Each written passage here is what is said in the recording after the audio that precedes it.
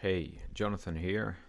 Today we're gonna be building a weather map app with Flutter that uses Google Maps and Open Weather Map API.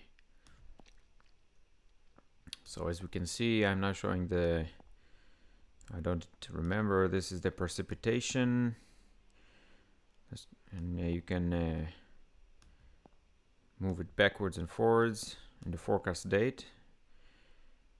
So this is with the 3-hour intervals. We see the rainstorm coming in to the shore of Portugal.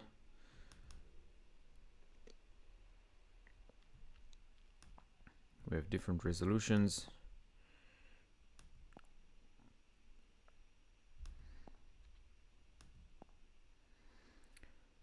Pretty cool. So let's get going.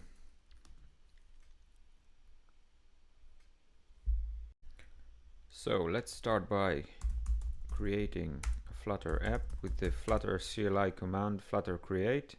I'm gonna give it a demo name, weather app demo.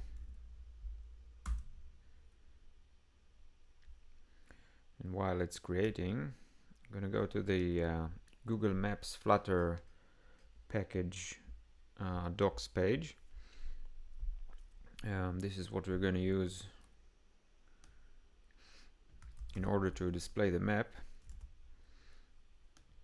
Okay, it's created, and I'm gonna open this with Ctrl+K-O, open the folder, weather app demo, and I'm gonna open the terminal again, and I will add the package.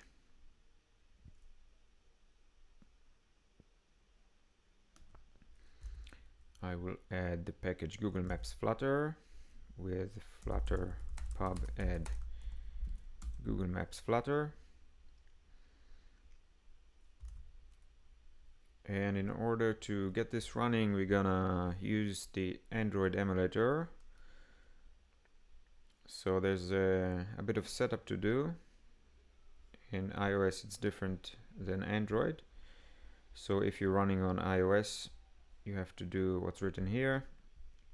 We're gonna run this on Android. So let's go to the manifest file and change the default config. No, I'm sorry, the build Gradle file. In Android app, find the default config and change the min SDK version to 20.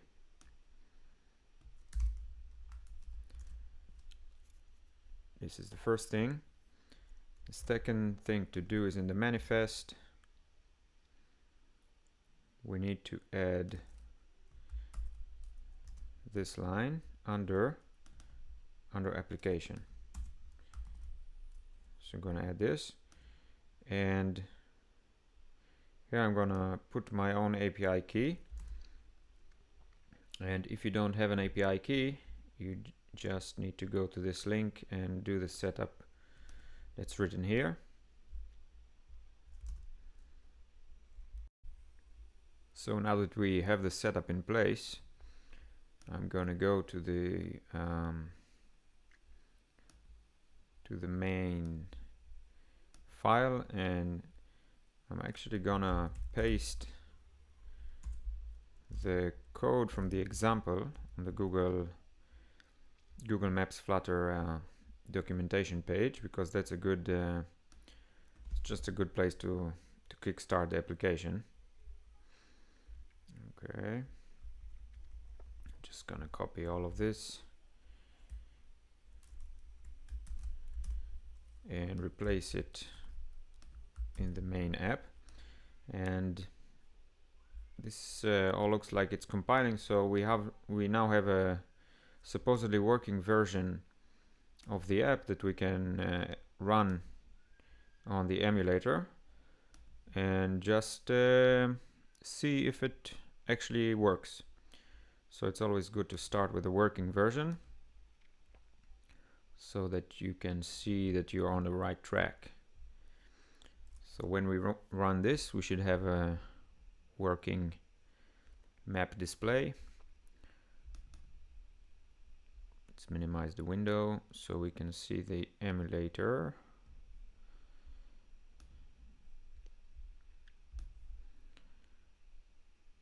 So if you're using an Android emulator, by the way, you need to install one that has the Google Play services, including the App Store, because otherwise the map won't work.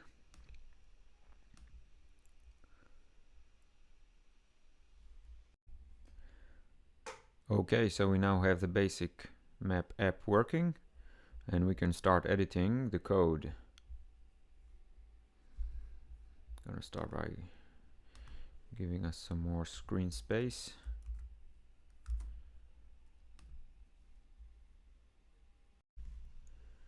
So now the first thing we need to change here is the zoom level. I'm gonna zoom out a little bit so we can see the weather, and maybe change the map type to normal, which is the usual map you're used to seeing.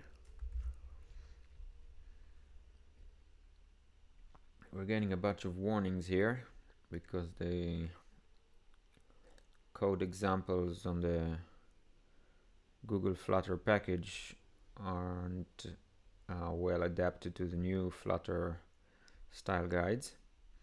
These should all be const, no new, etc. But we're gonna change all this anyway.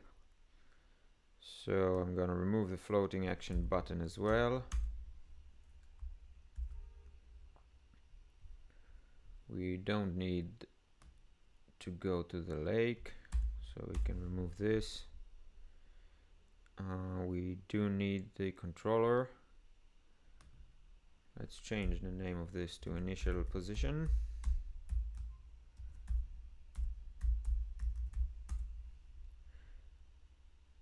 Initial position. And remove this function. Go to the lake. We don't need this now. Let's save this. And the zoom level is set on the state initialization, so we need to click the restart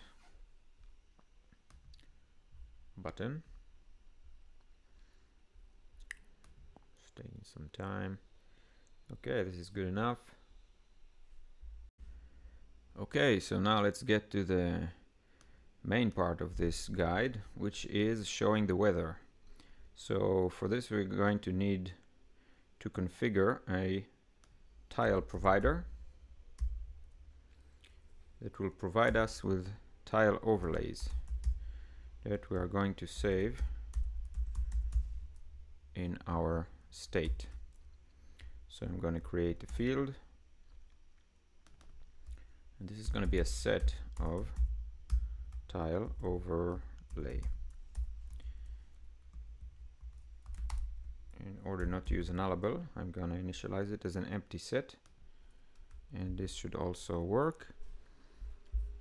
And now we need to initialize the tiles in our onMap created function. So after the controller has been initialized, we're going to create a function init tiles, and we're going to start with a simple version, and then we're going to expand it to a date. So we're going to set state tile overlays equals the tile overlay we're going to create now.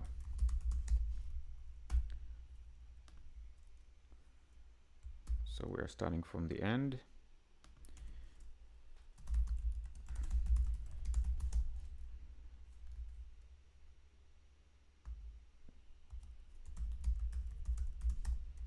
Equals new tile overlay, and for this we need to give it an ID. So this is important because when you change tile overlays, for example when you want to change the date, you need to give it a new ID, or else it will just not update and show the same thing. So I'm going to start by giving an ID, which is based on the date time of now.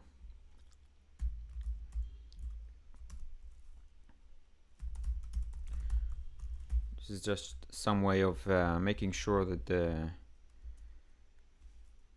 the overlay ID is unique for each date that we're going to show. So later when we have the date as parameter, I'm going to replace this.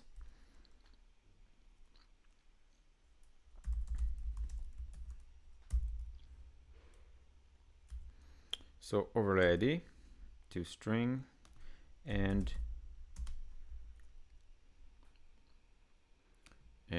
oh, so this should be tile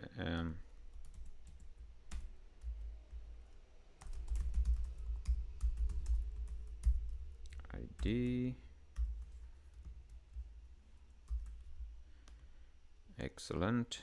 And now we also need a tile provider. So the tile provider is going to be a new class that we have to create now.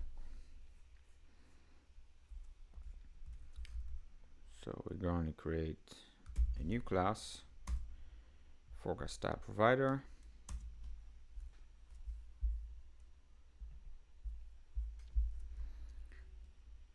And this class needs to implement the interface tile provider.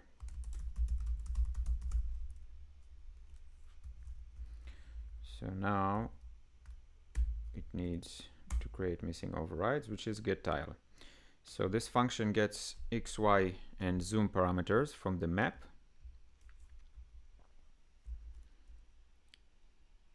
and has to return basically the bytes of the tile.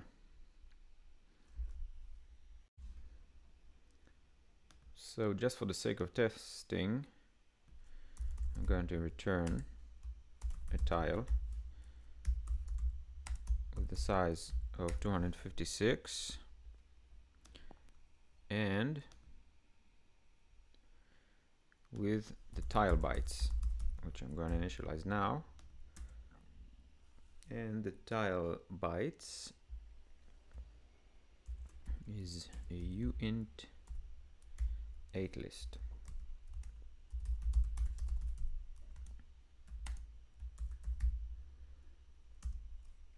We're going to initialize it as an empty byte list for now. And it's now, there's a problem because this function is not async. And now I'm going to save this and see if it doesn't throw any errors, just as a placeholder.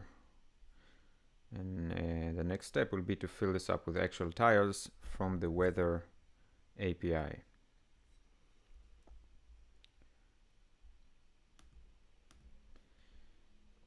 Okay, so now let's go to the weather API. I'm gonna need to add some packages here. Flutter pub add. I'm gonna add HTTP in order to get the tiles from the API, and we're also going to use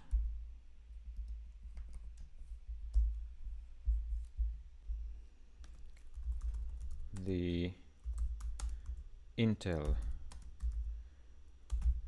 package, which is used to format dates.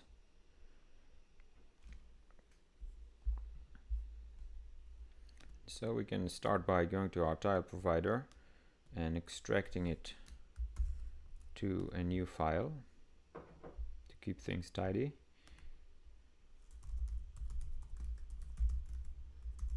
Forecast TileProvider. No Dart, and we need to add some imports.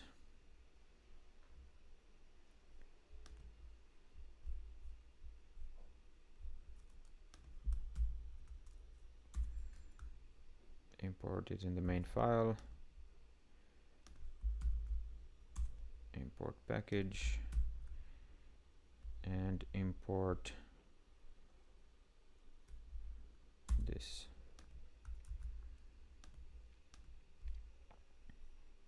So now everything is compiling again, and we can go ahead and make an HTTP request in the TileProvider.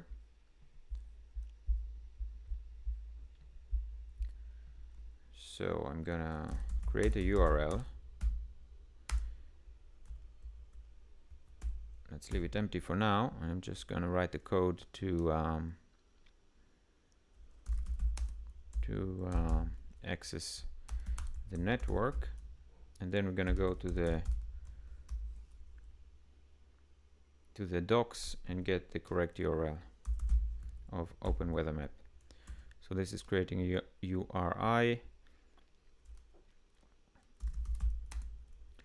and we need to get the actual tile image.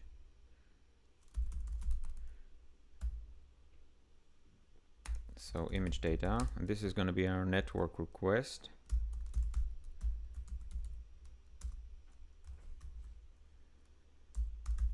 URI.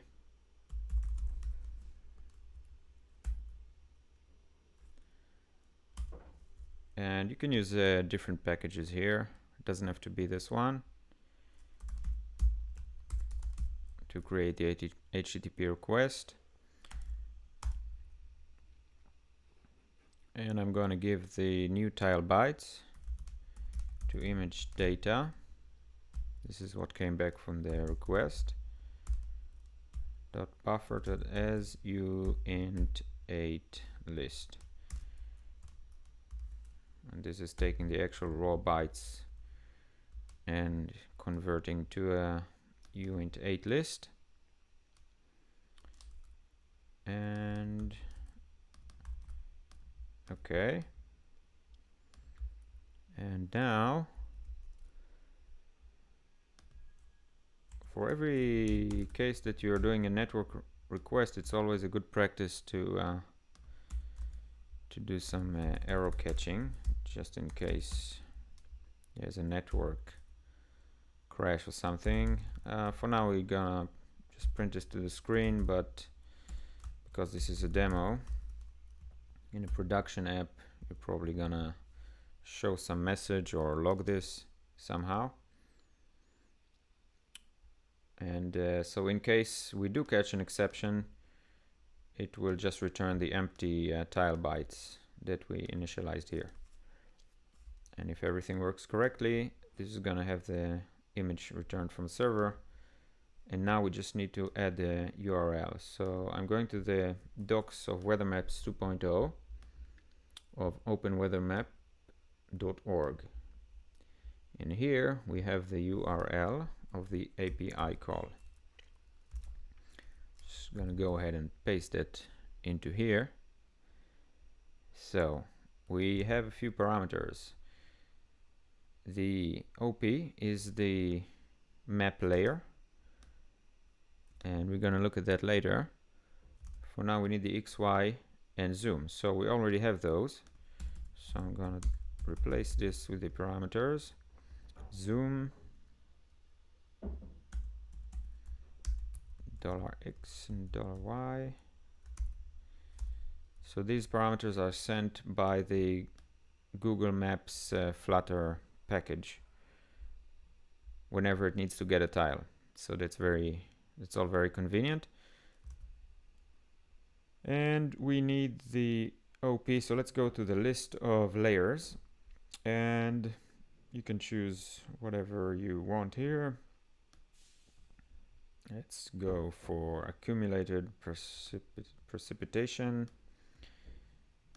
or PR0, whatever. And we're actually going to extract this as a parameter later, but first I just want to check that it works. So the last thing we need is an API key. So this is the API key from their website demos. And I think we can run this now and check if it actually works.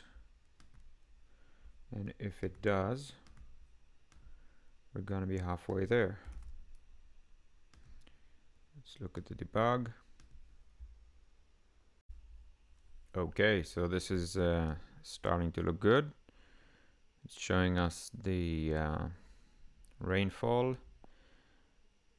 And if you want to actually use this, not as a demo, but for an app, you'd have to get your own API key, create a user, and I think there's like a free quota that you get each month or each day. And as you can see, when we're going to a different area of the map, it will load new tiles using this network request with the X, Y, and zoom parameters. Great, so now I'm just gonna add the let's first do some refactoring and extract the map type parameter so we can easily switch between map types. I'm gonna cut this and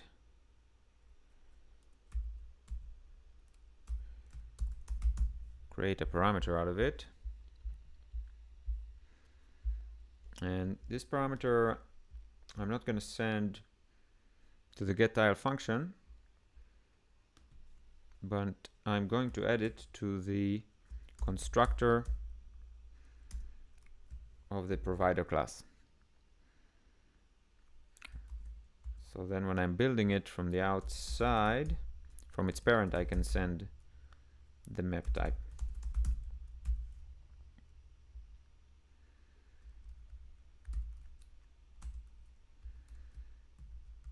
So create a final field, which is string. It's required. We need to add a semicolon. You can save this, and now we are going to the creation of the forecast TileProvider, and we're going to send the map type as what we cut before. So this should have the same effect.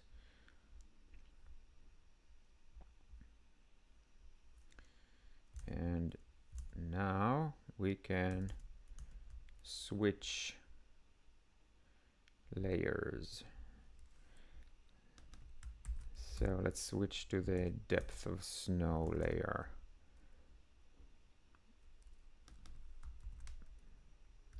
You can see how it looks like. So we need to hot restart, because this happens only when the map is initialized.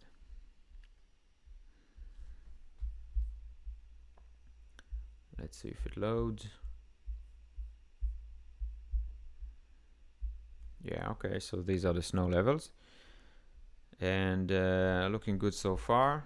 So the next parameter I'm gonna add is the opacity, because some of these layers have different opacity levels. We want to be able to control this, and we're gonna add this as a parameter, opacity. equals $opacity.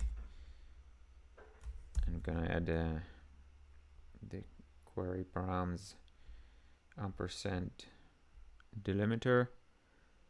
We need to add the opacity as a final field. It's going to be double, and this will be coerced into a double, into a string.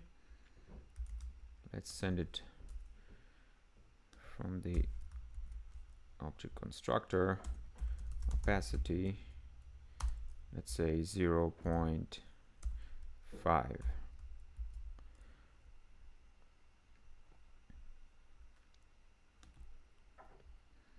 Let's see how this looks like.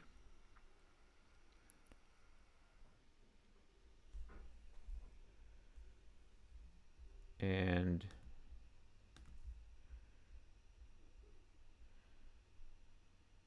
yeah, so now this is a bit more transparent. And now we can add the date parameter.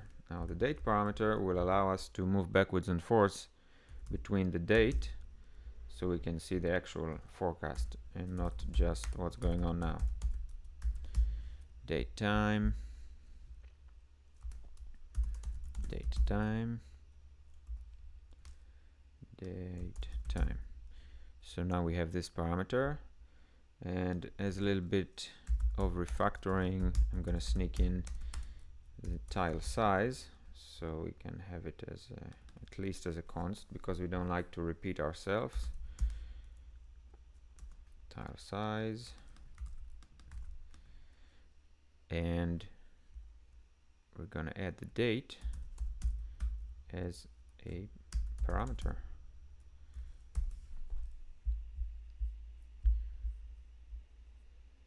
Date time, and the date we have to convert to the format that is expected by OpenWeatherMaps API, which is the Unix timestamp, which is equal to the milliseconds since epoch just divided by 1000. So that's the format that they expect to receive. So this is going to give us an int, and it's going to be converted into a string by this string interpolation that Dart has, which is pretty convenient.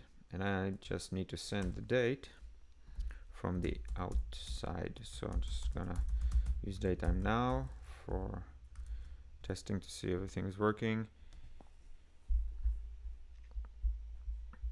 And let's see if it runs.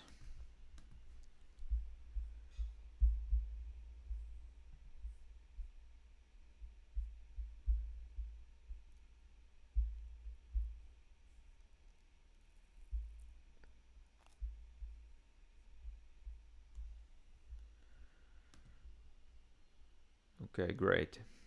So according to the docs, let's see, date, the date time, Unix time, and this this works in intervals of 3 hours. Yeah, it's written here. So we can send 3-hour intervals, and now we just have to add a UI for just a simple button to skip 3 hours forward and 3 hours back. So let's do that now. So let's start with actually wrapping the Google map with a stack, because we want to stack further buttons on top of it. So I use the quick actions to create a column, because it has multiple children, so it's easy to change into a stack. And I'm gonna add a button, an elevated button,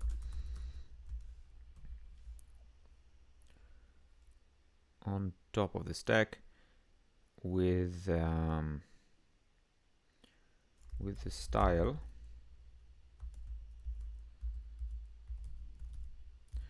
I want this to be a circular button, so I'm going to use style from, and this has a shape which you can send.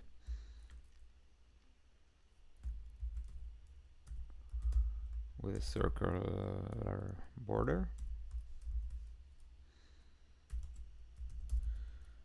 Give it some padding.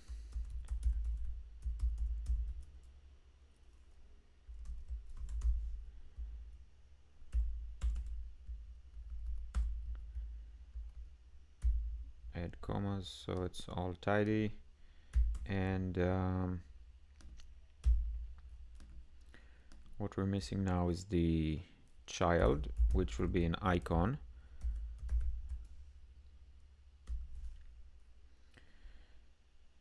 What's going on here? Okay, so the style is closed in the wrong place.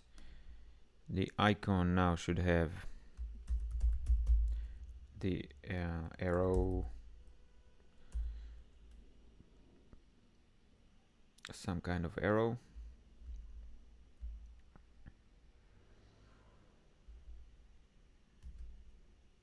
This is good enough, and let's give it a color.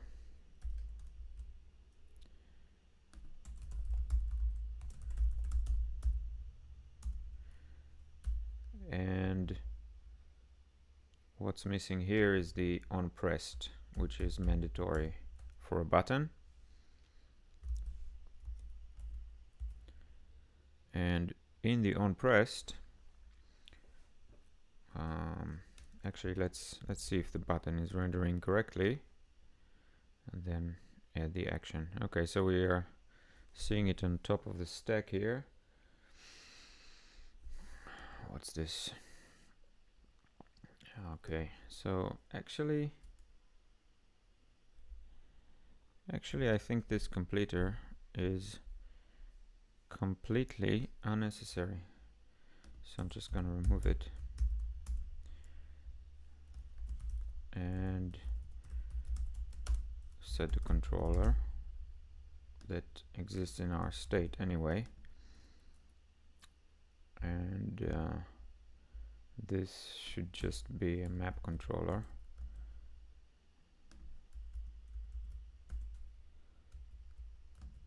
And if it's null, then it's null. We're not going to use it.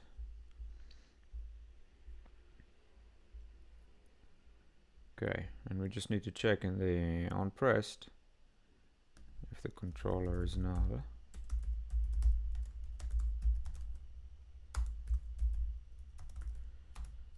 We're not gonna enable pressing the button. And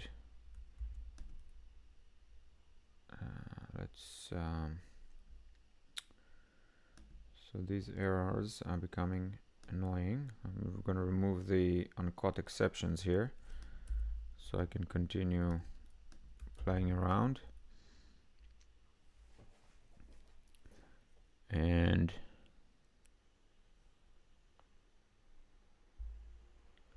now we need to reload this because it's gotten into a weird state. Let's go ahead with the implementation of the button. So basically now we need to okay, so now the errors are gone. We need to position this. So I'm going to wrap it with a widget and change this to positioned. Bottom 30. Let's say left 30 as well. Okay. And now let's do something when it's pressed. So what we need to do is we need to init the tiles again, right? Because the init tiles function sends the date time to the constructor. So once this has been constructed, it's just gonna take the same date time values. So what we need to do is call init tiles again, but we also need to send it a date as a parameter, the new date that we're gonna change now. So date time, and we're gonna replace this, so every tile will have the ID of the new date, and when we go back to the same date, it knows it's the same ID. And we're gonna send this as well into our class.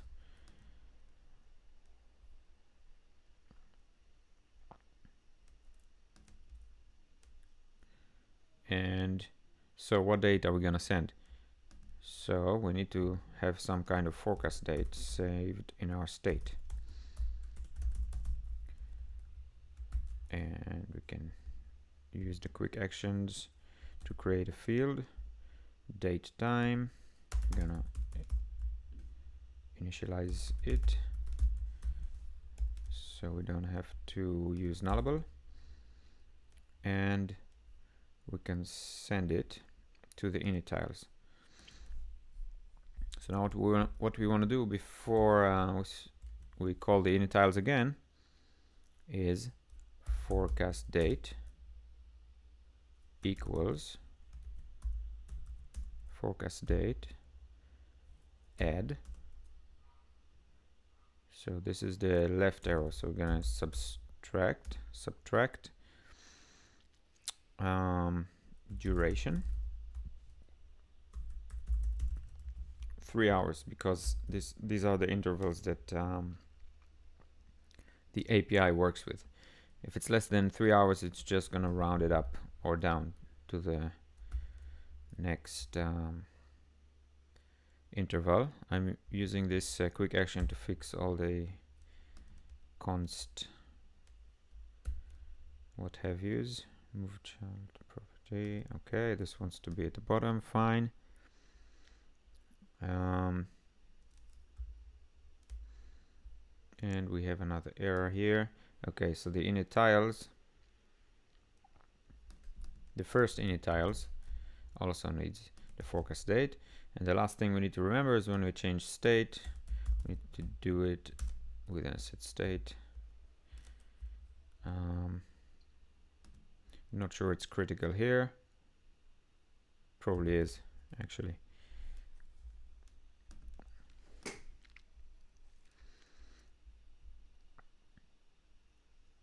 Okay, so let's see if this works. I'm gonna click the button,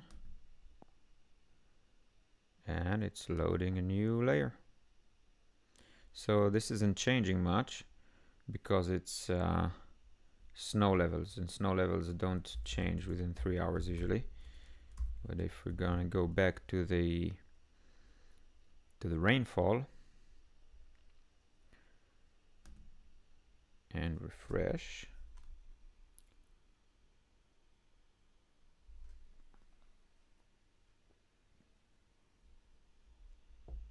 we should see the changes.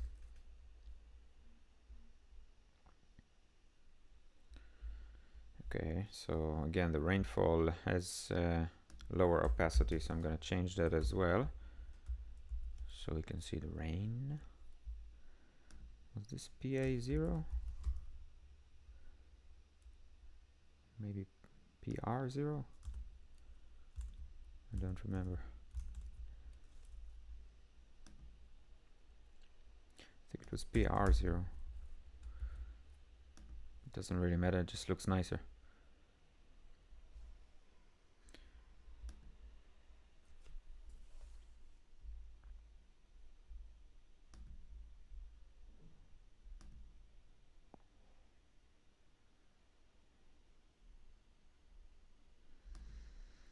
Waiting for reload. So now we have a button. We can go ahead and continue. Okay, yeah, that's it. So now we can go back 3 hours and see that it changes quite a bit, which is pretty cool. So now we need another button to go forward with the forecast. So we're gonna start by copying it. So now it's on the bottom, it's the same, but the position will be on the right. And we're just gonna change this to add, basically.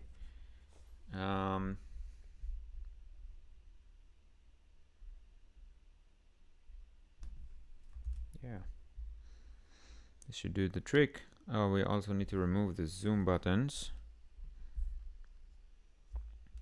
This is in the settings of the Google Map component. Show zoom, I think. Zoom controls enabled, false.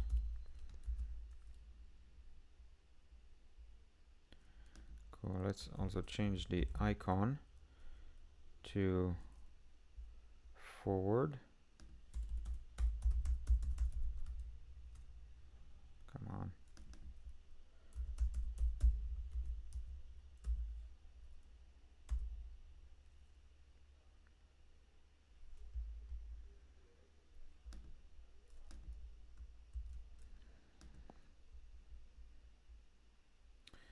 Okay. So now it's moving backwards and forwards. You can see it's the same pattern, which is pretty cool.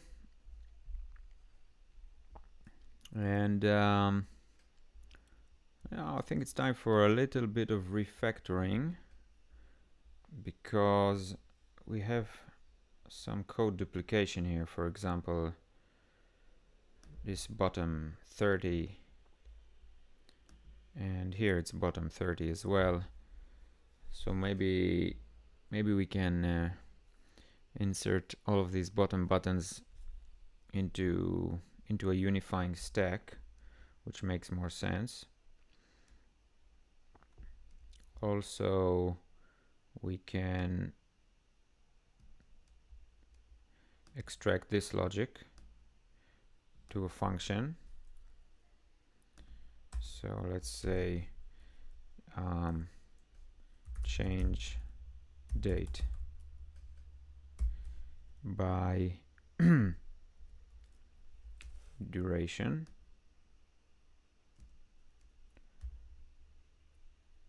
and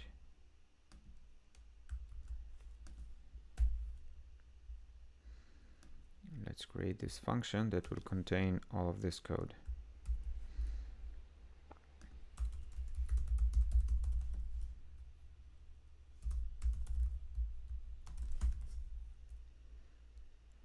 So we're gonna add this.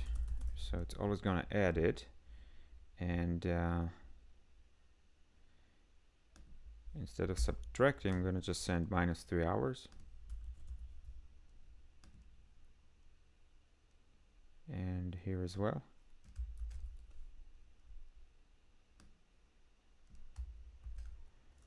It's gonna be 3 hours for adding.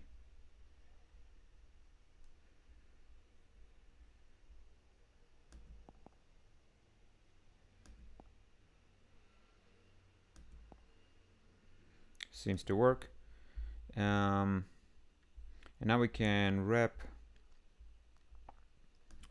these positioned buttons with another stack that's gonna unify them. Then we can position that whole stack thing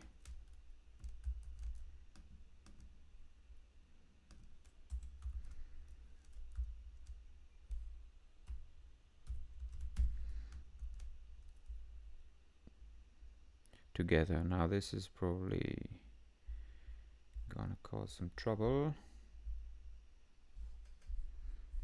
No, it's working. So this whole stack is gonna be positioned.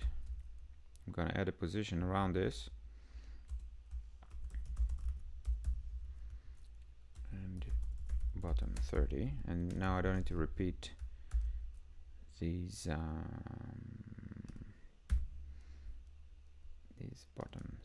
bottom. Or in other words, I can, if I want to move those buttons, I can just move all of them by changing in one place. And now it's telling me it doesn't have a size, so I need to wrap it with a basically need to wrap the stack with a sized box, just in order to give it size.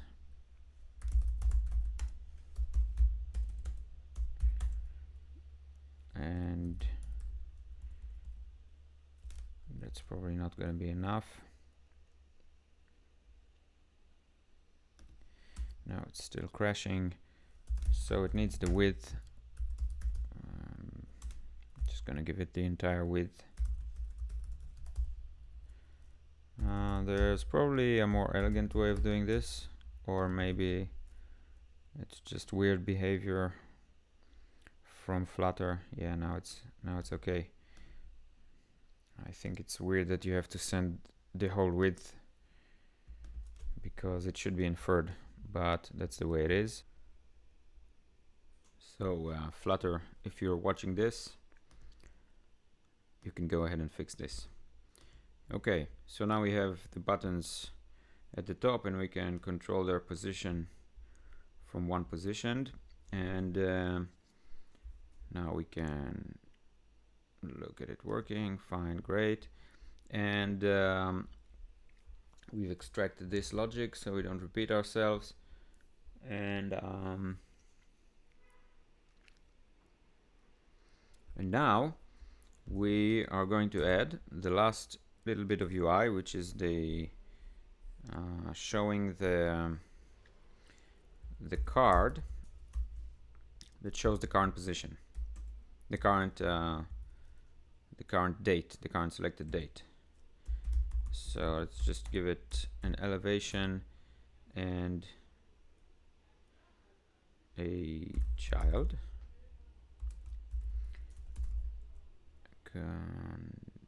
So I'm just gonna actually give it a text which says something and align to the center, right? Because we want it in the center. Text align center. And let's just write the forecast date. Let's start with this. I'm saving it to see where it shows up, and it's not showing up.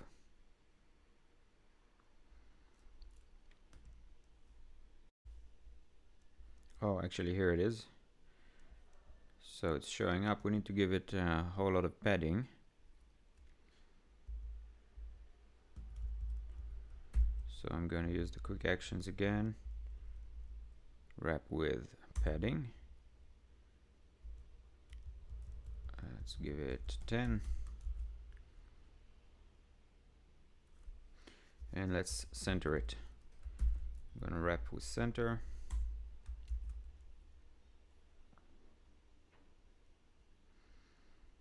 Great. Okay, so now let's just add the rest of the text we want to give it. Let's go down a line and add the forecast date.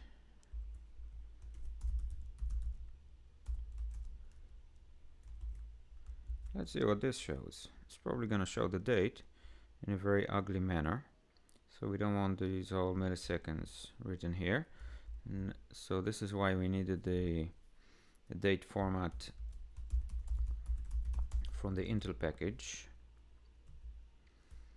And so now we can give it any format we want. Year, month, day, hours, and this means AM, PM. This is enough for now. Import Intel and dot format this.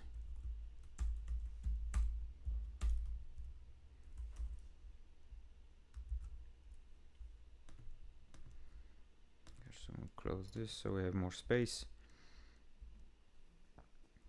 Okay, so now we can see the forecast date and maybe change the style just a little bit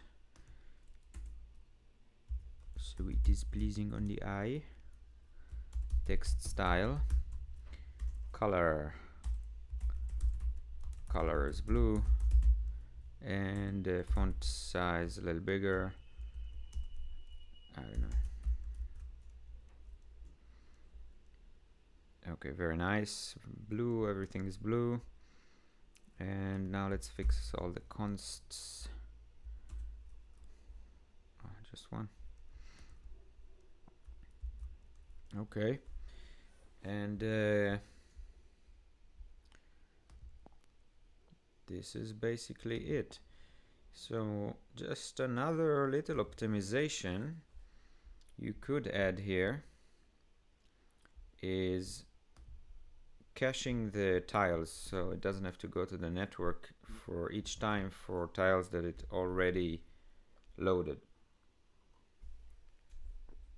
So there are all kinds of packages you can use for actual caching, like saving on the device locally, but I'm gonna do a very naive implementation just to demonstrate. I'm gonna create a new class. I'm gonna put it here because it's just a very small thing, and it's gonna have a static mapping, which is gonna save the lists, basically save the tile raw data for each. So it's a dictionary that saves it for each ID, for each date. It will save all the tiles. So here, before I am returning the tile bytes, I'm gonna save them in the tiles cache. Tiles URL, tile bytes. Now of course I only need to do this if it doesn't already exist, and after I have my URL, that's where I can check if the tiles cache .tiles contains the key of the URL, because that's the key with which I'm gonna index the tiles.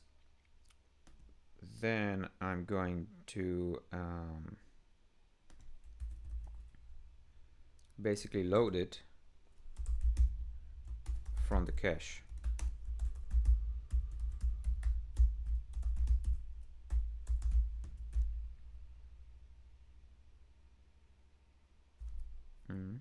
What's the problem? Nullable. So we know this is not going to be null because it's contained within the cache. Else, if it's not in the cache, then we need to load it and save it after it's returned to us.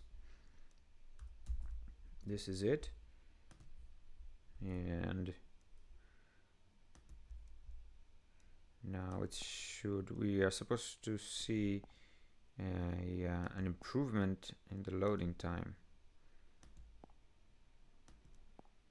So yeah, it's like maybe 70% faster.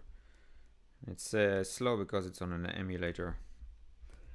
So that's a nice optimization, and yeah, that's about it. Hope you enjoyed this. You're gonna make a nice weather app for all of us, and see you for the next one. Goodbye.